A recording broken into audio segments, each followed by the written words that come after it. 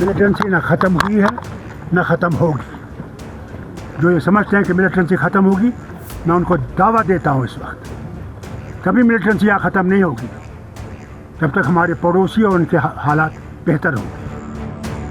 जम्मू कश्मीर के पूर्व मुख्यमंत्री और नेशनल कॉन्फ्रेंस के प्रमुख फारूक अब्दुल्ला ने प्रदेश में आतंकवाद को लेकर विवादित बयान दिया है। उन्होंने कहा है कि पाकिस्तान में जब तक हालात नहीं सुधरेंगे तब तक कश्मीर में आतंकवाद कभी भी खत्म नहीं होने वाला है। मिलिटेंसी ना ख़त्म हुई है ना ख़त्म होगी। जो ये समझते हैं कि मिलिटेंसी ख़त्म होगी, मैं उनको दावा देता हूँ इस वक्त कभी मिलिटेंसी यहाँ ख़त्म नहीं होगी जब तक हमारे पड़ोसी और उनके हालात बेहतर होंगे, नहीं होगी। फारूक अब्दुल्ला का यह बयान ऐसे समय में आया है जब जम्मू कश्मीर में अनुच्छेद 370 हटाए जाने के 6 साल पूरे हो रहे हैं। बता दें कि 5 अगस्त 2019 को अनुच्छेद 370 के तहत जम्मू और कश्मीर को दी गई विशेष स्थिति को रद्द कर दिया गया था। 5 अगस्त को लेकर जम्मू कश्मीर में सुरक्षा चाक चौबंद कर दी गई है। इधर अनुच्छेद 370 को हटाए जाने के 6 साल पूरा होने पर फारूक ने केंद्र सरकार पर निशाना भी साधा। Where will you maintain peace?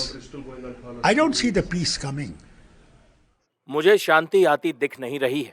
मेरा मानना है कि अगर हम यह सोच रहे हैं कि शांति एक रात में आ जाएगी तो हम एक भ्रम में जी रहे हैं। हमारे पास एक शक्तिशाली पड़ोसी है, चाहे वह चीन हो या पाकिस्तान। हमें किसी तरह कोई रास्ता निकालना होगा। युद्ध इसका हल नहीं है। युद्ध से इसका हल कभी नहीं निकल सकता है। अंत में हमें कलम उठानी होगी और बातचीत करनी होगी। इसमें हमारा क्या नुकसान है? They say no till the last gunfire is over, we're not going to talk. वहीं फारूक अब्दुल्ला ने केंद्र सरकार के इस दावे पर सवाल उठाया कि जम्मू और कश्मीर में आतंकवादी शिविरों को उखाड़ फेंका गया है।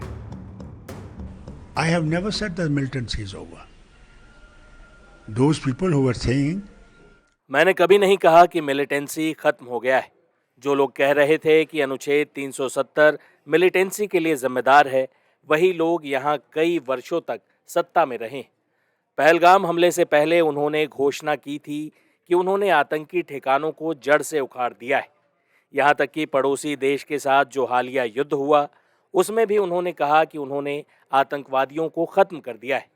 तो फिर कुलगाम की घटना और दूसरी घटनाएं कैसे हो रही? Kulgam and other places happening. How are they happening?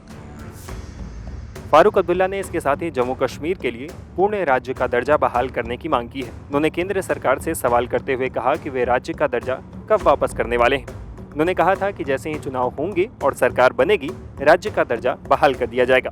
अब वे कह रहे हैं कि वो 2 खाली विधानसभा सीटों पर चुनाव कराएंगे, लेकिन राज्यसभा में 4 सीटों के चुनाव का क्या?